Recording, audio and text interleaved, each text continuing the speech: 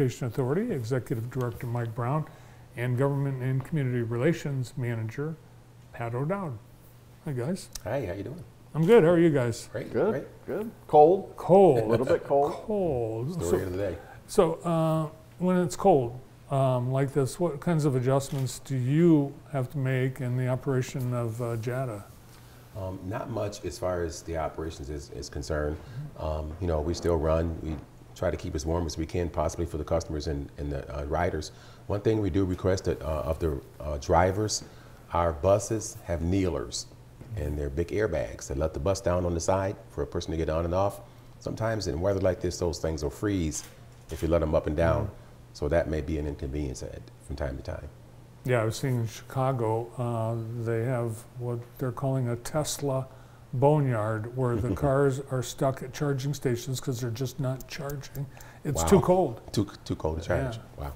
And that's why we don't have any electric buses yet, because we don't want a JATA boneyard. Yeah. Is ridership, so when it is this cold, do you see a change in ridership at all? It just depends. You know, if work is, people got to get to work, or if they, a fear of a snowstorm, to try to get to a grocery store or something like that, ridership may go up. Some people will stay in when it's cold, Yeah. Well, wisely. A lot of things are canceled, you know, Yeah. school, of course. Yeah. Well, it was an exciting year for JATA 2023, a lot of growth and improvements and changes. So I thought today we'd look back at what the year was like. You were able to bring some things back that I think got postponed due to the pandemic, like your big rider appreciation event. Yeah, I thought that was a lot of fun. We were able to get a lot of different community partners out, and you see American One right there, and Andy. Just a great week, and it allowed us to celebrate our riders, give them a little bit of a reward with some popcorn, hot dogs, and then kind of new this year we brought in some vendors and some community partners that could help our riders in other aspects of their life. There's a brand new Gillick bus, number 531. That was one of 3 that we got this year. Yeah. 3? You got 3? We got 3 brand new buses. Wow. Big ribbon cutting. The bus cutting the ribbon. Yeah, actually, it's deserving of ribbon cutting because it's like $500,000, isn't it? Yeah, it is. It's a little bit more than that. Wow. Yeah. And I mean, it's not a surprise. You step on that bus and you can see, oh yeah, I can see how this costs this much. Yeah. Yeah, absolutely. I think Definitely a custom bus. The difference between the older vehicles in our fleet and the newest, you can see where that cost comes in, and you know, the comfort of the rider that's taken into account, certainly. Yeah, and they just look so much nicer inside and out. Yeah. Yeah. You had a lot of partnerships. You mentioned some of the partners that were at the Rider Appreciation event, but all year long, you guys kicked out new announcements about partnerships and support that you've been offering the community. Let's talk about the Ride and Shop program you guys have. Shop and Ride. It should be Ride and Shop. I think I think it was, Bart, Ride and Shop, and then they hired me and I didn't read it right. Changed the name of it. And I changed the name of it. It wasn't until about 2 months in that Angie Kane, our operations manager, came and said, you know, you got the name backwards. And I apologize. It all works. But Well, it's a great program. It works either way because people will ride, then shop, then ride. So either way, you got it. Yeah, and what I've learned this year is that a lot of people that maybe aren't on the public transportation, let's say you're shopping at Polly's tomorrow, if you spend over $20, even if you're not going to ride the bus, you can go up to the service center, get 2 bus tickets, and then donate them to like the interfaith shelter. So a lot of people are taking advantage of that and then passing those tickets along. So it's a great program. And that's just one of the organizations and facilities you've donated or you've had programs to donate bus passes to. Interfaith Shelter, who else? Home of New Vision, Andy's Place, True Community Credit Union donated $2,000 worth of bus passes for residents of Andy's Place. So those are families that are, you know, rebuilding their lives. They're coming out of active addiction. They're into the recovery. transportation is a big hurdle for people that are rebuilding their lives. So, so impactful. It was just amazing. Chrissy Siders and Sarah Ermatinger were at True Community Credit Union, that gift to Mike Hurst and his organization. Yeah, that's a great point. I was talking to some residents of Andy's Angels, and a couple of them were excited they were able to work, you know, like at Jimmy John's or at the mall, because they could walk. But for the most part, they have to get, a lot of the people that live there, they don't have a vehicle or a driver's license. Yeah. So, great service. And you just can't give free rides. You need the partners to pay for that. Absolutely.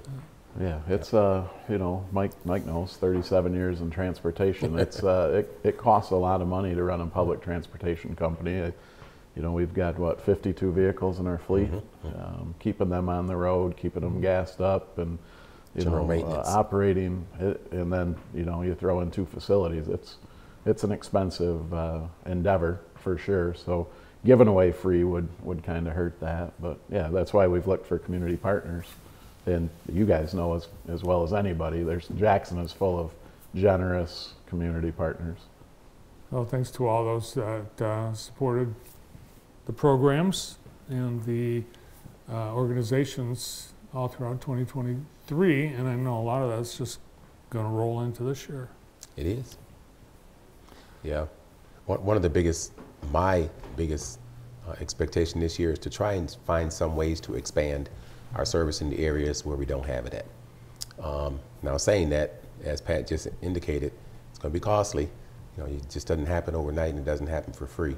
But there are still areas in Jackson County that need this transportation services, and we need to figure out a way how to get them there. Yeah, I think that you've been struggling with that for many years. Yeah. Because of the structure of the authority. And most of it is cost, be honest. Most of it is cost. People love to have that service and they want it provided to them, but you know, there is a cost that goes along with it, and a lot of people just don't, you know, calculate that cost along with what it takes to run the service itself. You've got Rides to Wellness that grew quite a bit this past year. I think in the summer you gave me some stats on. It's over 700 or even 800 now, is it? Yeah, we went over 800 for the first time. So it averaged about 500 rides a month last year, so 2022. Yep. And closer to 700 average this year. So it's a program that just continues to grow. Hey, you know, it's a nice service, Bart. That's a door-to-door service, and it's a little bit more of a personalized service. They'll actually help you out of your house, into the vehicle, into your appointment, and you're guaranteed to be the only rider there. And then you can see in the picture that's the Rides to Wellness vehicle. They're Ford Flexes, so they're a little bit, they've got the leather package in them. It's just a nicer ride, a nicer experience. Yep. And they're low to the ground. And they're low to the ground? Get in and out is easy. Yeah. Yeah. The drivers are very friendly. I talked to somebody who used the service 3 months, and they established friendship with the driver. Yeah. So that's cool. Yeah, absolutely. I think we're blessed with you know, a great driver pool that really cares about our community and cares about our riders, and it shows in the service they provide. Absolutely. And yet another partner, County National Bank, they supported some advertising and video production for the service.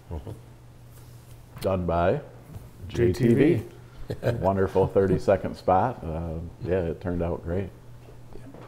So 2024, you want to expand, grow, but there's, you know, I think as the community grows, you've got new folks facing transportation hurdles.